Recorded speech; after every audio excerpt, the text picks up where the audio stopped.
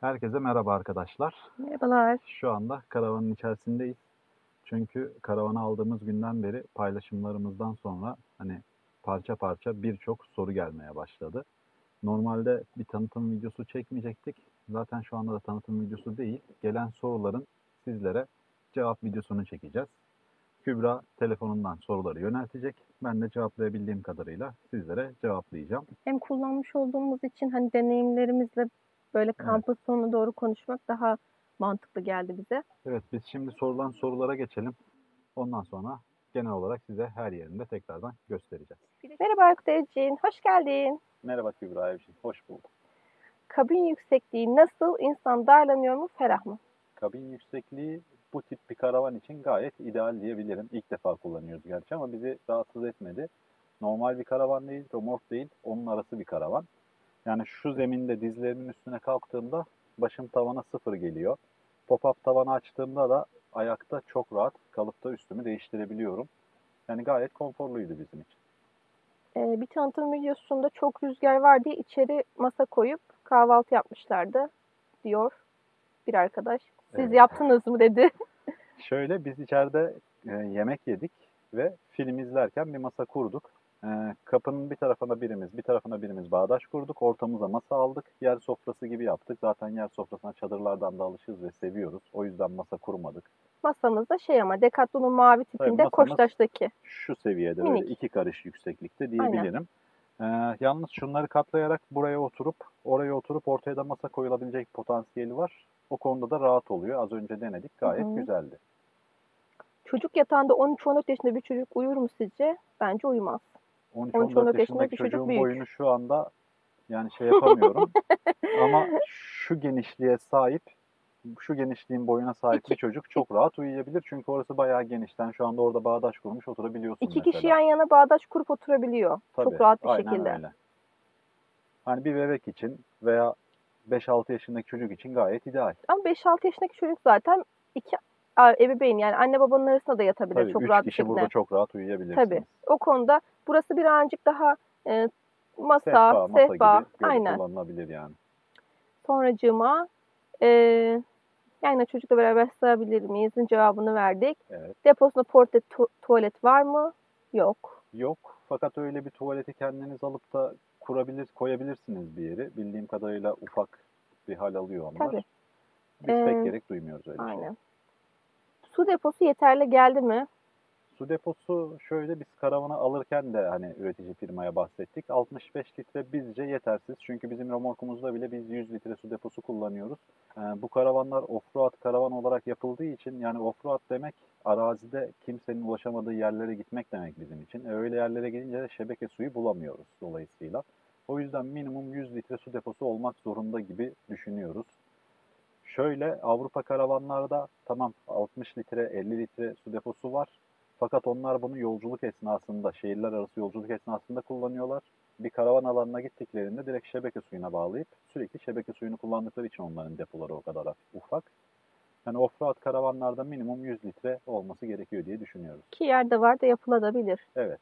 Belki de yapacaklardır ilerleyen zamanlarda. Belki de. İnşallah yaparlar. Gece uyurken izolasyonu nasıldı? Üşüdünüz mü? Üşüme konusunda biz tulumla uyuduk. Dışarısının 5 derece 8 derece olduğu durumlarda. İzolasyon gayet iyiydi. Biz Evet. hiç üşümedik. Gayet güzeldi o konuda. Ses izolasyonu konusunda dışarıdan biraz ses alabiliyor. Hani ufak da olsa ama ısı izolasyonu olarak gayet güzeldi. Ben beğendim. Ben de beğendim. Yani olması gerektiği gibiydi. Tabii. Webasto var mı? Yok. Webasto yok. Şu an için kaldığımız yaylada hani 8 derece kadar düşük sıcaklıklarda Webasto aramadık. Kesinlikle hissetmedik yani öyle bir soğukluk. Çok daha soğuk zamanlarda ihtiyaç olabilir. Belki onu da opsiyonel olarak yaparlar. Suni deri döşeme nasıl? Hava alıyor mu? İçeride terleme oldu mu? İçeride şöyle camları şu kadar aralık bıraktığımızda çok fazla bir terleme Evet. yaşamadık. Fakat camlar tam olarak kapalı uyuduğumuzda sadece şu alüminyum kısımda boncuk boncuk biraz terleme oldu. Ama o da çok rahatsız edecek derece değildi. Hiç şıpır şıpır damladığını hissetmedim ben. Yok ben de. O bizim zaten araç üstü çadırımızdaki demirlerde de oluyor Aynen mesela. öyle. O da havalı aldığı Ya halde. tabii dışarısının ısısıyla içerisinin Evet. ısısı farklı olunca o yoğuşmadan dolayı oluyor maalesef. Süspansiyonu nasıl? Torsiyon mu? Bağımsız denge mi? Makas mı? Onu ben bilmem. Onu ben de onu ben de bilmiyorum şu anda. Genel olarak şu anda hani bu soruna nazaran o tarafların videosunu çekip de arka plana koyacağım. Siz de göreceksiniz. Ben de videoyu çekerken açıkçası kontrol edeceğim. Tam detaylarını bilmiyorum şu anda. Biz zaten göçebe gibi oradan oraya gittiğimiz için Aynen öyle. incelemedik o kadar valla. Sürüş keyfi nasıl? Zıplama veya yalpalama yapıyor mu? Ee, Herhangi bir yalpalama veya zıplama yaşamadım. Sürüş keyfi gayet normaldi. Arkada yokmuş gibi geliyordu benimle.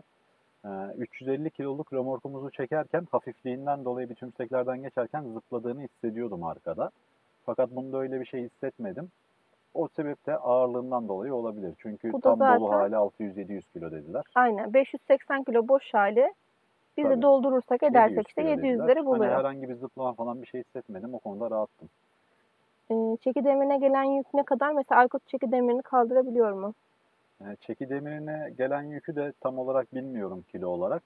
Elle kaldırıp kaldıramadığımızı da bilmiyorum. Oradaki destek tekerleğiyle kaldırdık. Fakat birazdan tekrardan onu videoya alacağım. Kaldırıp kaldıramadığımı o videoda siz de görmüş olacaksınız. Şu an ben bunları söylüyorken arka planda zaten görüyorsunuz şu anda. Denge ağırlık merkezi nasıl? Mesela elle itekleyip iki kişi yer değiştirebiliyor musunuz? Bunu birkaç defa birlikte yaşadık zaten Evet. Küboş'la. Çok güzel. Birçok yerde tutmak için demir barlardan mevcut. Hani onlardan tutarak çok kolay çekip de hareket ettirebildik. Bu da denge ağırlığının iyi olduğunu ifade ediyor sanırım bize. Hani güzeldi o konuda, rahattı bizim Aynen. için. Ben o konuda beğendim. İkinci jumper deneyimimiz. Evet. Elle iteklemek gerçekten bir insan gücü bazı yerlerde gerekiyor. Toplam yükseklik nasıl? Rüzgarı alıyor mu? Toplam yükseklik ölçü olarak dediğim gibi şu anda bilmiyoruz, hakim değiliz. Hiç Onu küsur üretici olabilir firmaya bence. sorabilirsiniz. İçerisinde yani genel olarak dış yüksekliğini soruyorlar tabii. Muhtemelen. Bizim araçtan bir tık yüksek.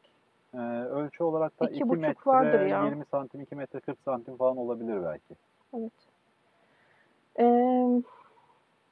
Jumper ve Mock'la bunun arasında yakıt farkı oldu mu ne kadar onu bilmiyoruz. Yani ölçmedik. Olduğunu pek düşünmüyorum Ben de. açıkçası. Hani hiç ölçmedim yakıt konusuna. Ya Düz bir hesap biz direkt kilometrede 1 lira evet. dediğimiz için hiç Biz bir de hesaplamıyoruz böyle onu. araç üzerine çadırla hani koyduğunda fark ediyor diyen kesim de var. Açıkçası biz o kadar takılmıyoruz. Bunun Yani rahatlığını fark etse yaşıyorsak fark etse 100 kilometrede 3-5 lira fark eder. O da o da çok çok koymaz ya. koymuyor, aynen öyle. Siz olsaydınız mutfağa içeriden dolaşmak ister miydiniz Wolf'taki gibi? Yo. Onun e, X1'in bir tanesinde var o. X1 Style diye geçenin kapalı. Biz açık tercih etmiyoruz. Ha, büyük karavanda bu Olur. güzel olabilir. Ama Aynı hı dediği hı. gibi Wolf'taki gibi. Onda daha konforludur, daha güzeldir içeriden ulaşabilmek. Ama bu tarz karavanlarda içeriden ulaşmak bence güzel olmaz. Bence de. Bir de sana şunu söyleyeceğim. Wolf'la karşılaştırma olacaksa Wolf'un içerideki sistemi de şu şekilde aynı oturur pozisyonda ocağı görebiliyorsun. Bu sefer yağ sıçrama, yemek Evet. yapma. Sıkıntı yani. Hani ben evde zaten temizlik yapıyorum. Bir de karavan içinde mi temizlik yapacağım oluyorum. Ya tabii karavandaki mutfağın böyle bel hizasında, ayaktayken bel Evet. hizasında falan evdeki konforda Biraz olması daha güzel dışarıda olabilir. olmalı. Kokusunu ve yağını artık böyle sıçrayan şeyleri oraya vermeli. Aynen öyle. Hmm, giriş yüksekliği nasıl basamak gerekli mi? Kesinlikle basamak gerekli değil. Gayet ideal bence. Yani Bel kişiye göre değişir tabii bu. belki çocuklar için. Evet. Hani biz dizimizi sürebiliyoruz ya şu Hı köşelere. hı. Belki çocuklar için ufak bir şey. Ama onlar demire Ama zıplar atlar yani. basamak olduğunda da alt tarafta bir tane parça Evet. olacak. Sonuçta offroad karavan olarak geçiyor. Birçok arazide zorlu koşullarda kullanıyorsunuz. O yüzden ben basamak gerekli olduğunu düşünmüyorum. Zaten orada bir tane demir bar var. Ona basılarak da Evet. kendisini içeri Biz atabilir de öyle herkes. yapıyoruz çoğunlukla. Aynen öyle. Pop-up açılır tavan ve şeklinde açılmasının bir yararı var mı? Her iki taraftan kalksa daha mı iyi olurdu? Şöyle V şeklinde açılmasının yararı ayağa kalkabiliyorsunuz içeride ve üstünüzü çok rahat değiştirebiliyorsunuz. Komple açılmasının faydası daha çok olur tabii. Her yerinde ayakta durabilirsiniz. Ama komple açılmasıyla bu şekilde açılması arasındaki avantaj dezavantajı bilmiyorum. Komple açılabilir bir şeyde kalmadığım için. Belki mekanik olarak hani yapım aşamasında Cengiz abininkini olmayabilir. hatırladım. Tam açılıyordu. O Hatırladın da mı? yarım açılıyordu. O da mı Tabii yarımdı? yarım açılıyordu o da. Tam Yani bu açılıyordu. güzel duruyor. Hunter'lar tam açılıyor mesela. Evet. ışıklandırmalar yeterli mi? Bence yeterli. İki yanda da şu uzunlukta bir tane led kullanmışlar. Ama Minicik gerçekten oysa ki. muazzam Aynen. aydınlatıyor. Kesinlikle yeterli diye bir cevaplayabilirim onu. Valla minicik oysa ki. Evet, Bununla çok ilgili bir güzel tane aydınlatıyor. fotoğrafımız var. O çok güzel. O zirvedeki Evet. yıldızlarla olan. Kaç amperli kaç akü var? 100 amper jel akü var. Bir Bunu tane. da 10 amperlik MPPT solar panelle birlikte kullanıyorlar. Yanına hemen 600 wattlık bir tane sinus invertör koymuşlar 220 volt elektrik için. Bunlara gerekli olan enerjiyi de güneş paneli 150 wattlık bir tane güneş paneliyle destekliyorlar. O konudaki deneyimimiz şöyle, jel akü olması gerçekten muazzam. Buzdolabını sıkıntısız çalıştırıyor. Fakat bir bilgisayar vesaire bir şey kullanacaksanız çok sürekli bir şekilde içeride. O zaman 2 tane akü ve 2 tane güneş paneli gerekli diye düşünüyorum. Çünkü biz bilgisayar falan kullandığımızda 3-4 bölüm dizi izleyebildik kesintisiz. Ya da Yani video 4-5 yapmak saat. istediğimizde kesilmemesi lazım ki Tabii, videomuz yarım ondan kalıyor. sonra arkadan invertör bir ötme sesi yapıyor. Hani artık güç yetmiyor Evet, gibisinden. haber ediyor. O yüzden şu anlık yeterli ama 220 volt elektriği çok sık kullanacaksanız, böyle 3-4 saatin üzerinde kullanacaksanız 2 tane güneş paneli ve 2 tane 100 amperden jel akü olması çok daha muazzam olur. Bu aracı teslim alırken de teslim aldığınız kişi demişti ya, sizin için 2 tane güneş paneli, 2 tane akü güzel olurdu. Evet. Ama şu Uzun an süreli evet, çıkacağımız için. evet, Fakat şu anda ellerinde olmadığı için koymadılar. aynen. 220 takılıp şarj imkanı var mı? 220 takılıp da şarj imkanı tabii ki var. Fakat hem şu uçta hem bu uçta koymuş oldukları çakmak çıkışları ve USB'ler USB falan var. çıkışları telefon şarjına son derece yetiyor. 2,5 amperlik, 2,5 amper miydi? 2,1 amperlik çıkışlar çok hızlı bir şekilde şarj ediyor telefonu. İçeride Aykut Uzan'da rahat edebildi mi? Ettim. Daha Ettim. fazla yerim Ettim kaldı. mi? Ettim. Ettim. Çok rahat etmişim arkadaşlar. Yani gerçekten rahat ettik. Hatta o ayak ucunu biraz eşya falan da koyduğumuz halde ikimiz de çok rahat Şu an rahat sen yattık. 1.80'sin. Tabii 1,82, Burası 1,83'üm. 2.20 mi artık? Hemen bakıyorum. Evet. Değil mi? 2 metre kadar bir uzunluğu var. Son derece rahat yani. Bu ne be? Bilmiyorum. Oradan çalıyorlar. Tabut hissi verdi mi? Kesinlikle vermedi. Yok. Bunu en başta da söyledim. Çok rahat durabiliyorsunuz içeride. Ya şöyle dışarıda herhangi bir olumsuz koşulda karavanın içerisine girip de karavana sığınıp da içeride bir şeyler yapma hissiyatı gerçekten veriyor. Son derece rahat. Hiçbir şekilde tabut hissi vermedi bana. Ee, Şunu söyleyeyim ben de. Caretta'da o birazcık var, biraz daha basık. Caretta biraz daha basık tabii. Caretta'da birazcık basıklık var. Hani bunun içinde zaman geçirdiğim kadar bir iki saat kaldığında hani 4 kişi bunalmıştık bir Ya kere. şöyle Hani içine zaten girdik ya. Köfteci Yusuf uğradığımızda yanımıza şansımıza Caretta geldi. Evet. Fotoğrafını falan Minnacık çektik mi duruyordu. bilmiyorum. Sen Çektim. çektin mi? Çektim. Onu da şu anda koyarız bir köşeye. İyi ki Yani çekmişim. Caretta ile bunun arasında ciddi bir boy farkı var. Yani Caretta'daki basıklık bunda yok. O yüzden çok rahattı. Mezar hissi yok yani. Ben kendi fikrimi söyleyeyim. Sadece yatmalık bir karavan için çok ferah. Evet, çok ferah. Çok ferah. Hani bu kadar olacağını düşünmemiştim. İyi alıştık. İnşallah eski hayatımıza alışırız tekrardan. Götürmesek mi? Hayırlısı bakalım. Bulurlar mı bizi? Karavanda içeride vakit geçirmek ister misiniz? Yoksa içeride vakit geçirmeye gerek yok, sadece uyuyabilsek yeter mi dersiniz? Az önce Sen fikrini söyle, ben de bahsettiğim söyleyeyim. konu dışarıda vakit geçirmeyi seven bir aileyiz kesinlikle. Fakat bu tarz yaylalara çıktığımızda havanın çok soğuk olduğu zamanlar veya yağmurun çok yağışlı olduğu zamanlar, kar yağdığında, aşırı derecede zorlu hava koşullarında mutlaka bir barınma ihtiyacı hissediyoruz. Bu karavanda bize o barınma ihtiyacını hani verdi çok şükür. Yani Evet. hava ne zaman soğuk olsa hadi ya içeri geçelim, içeride daha rahatız, film izleriz, video yaparız, bir şeyler atıştırırız dedik mi dedik. Dedik. Ve yaptık mı yaptık. Çok da rahattı bu. Şöyle zaten yaylalarda şu an sobalı çadır isteniyordu. Yaklaşık Tabii. 2 gündür falan güneş var, ısıtıyor. Akşamları gerçekten çok serin oluyor. Bir 7-8'i gördüğümüzde güneş Aynen öyle. kaybolduğunda. Eğer ki bu olmasaydı araç üstüyle kalamaz. Yanımıza kesinlikle sobalı çadır olmalıydı. Ama böyle bir turda imkansız. her gün o çadırı topla, kaldır. Aynen öyle. Bu karavan o rahatlığı bize son derece verdi.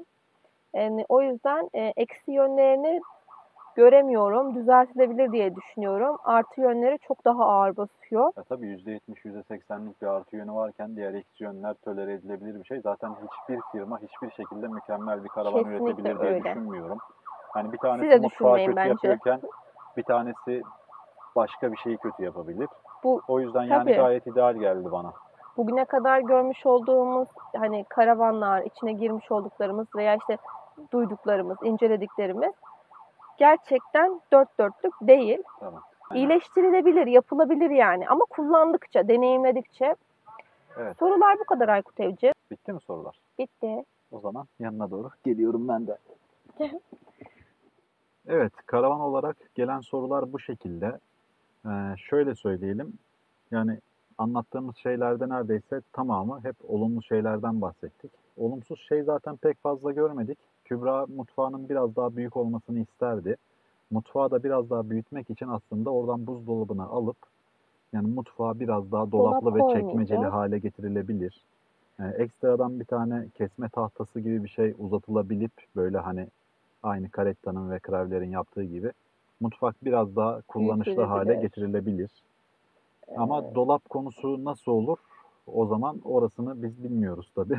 Bilemiyoruz Oraya kafa açıkçası. basamadık. Gerçekten hani Yani dolap olması gerekiyor bu karavanda. evet. Hani başkaları için. Şimdi bizim bir tane dolabımız olduğundan dolayı böyle konuşuyoruz. Evet. Alırsak hani dolabı iptal ederiz. Ama dolap olacaksa da mutfağı bu şekilde maalesef. Kullanışlı mı? Kullanılıyor yani. İdare ediyor. Bu İdare etmiyor şekilde değil. kullanıyorsun. Yani şöyle hiç Caper'le tanışmamış bir insan olarak herkese saray gibi gelebilir gerçekten. Aynen öyle. Şimdi şurasını gösterelim mesela. Burasının genişliği gerçekten çok güzel. Buraya şöyle bir önerimiz olacak. Hem dediğimiz gibi belki yapmışlardır, orasını da bilmiyoruz. Şurayı şöyle tutacak bir tane bırakabilirsin. Şöyle tutacak bir tane amortisör. Ondan sonra da şurayı tut bir. Çok geniş olduğu için arkadaki elbiseleri almak için öndekileri boşaltmamız gerekiyor. Şuraya belki raylı sistem yapıp burayı çekip arkadaki elbiseleri de yandan çok kolayca alınabilir bir şey yapılabilir. Kesinlikle. O şekilde bir önerimizi söyleyeceğiz.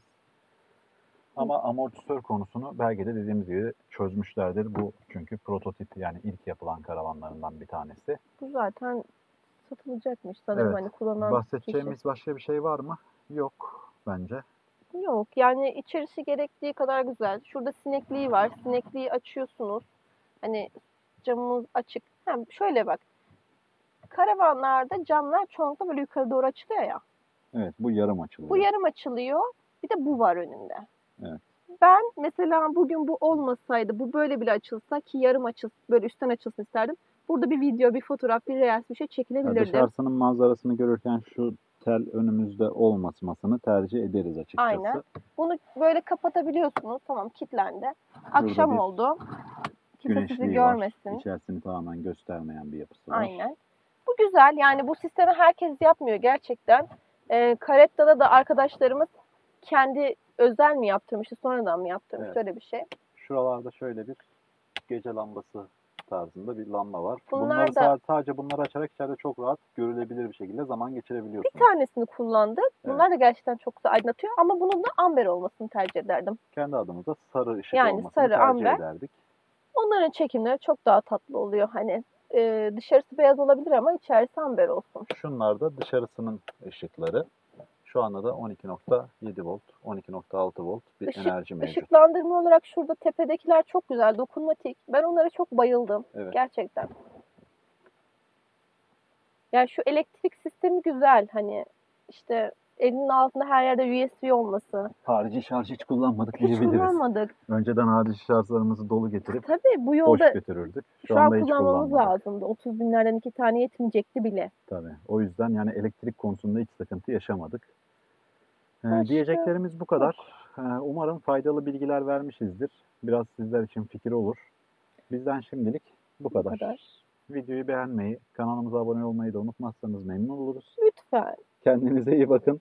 Hoşça kalın arkadaşlar. Instagram'a da bekliyoruz. Orada daha aktifim. Hoşça kalın. Hoşça kalın.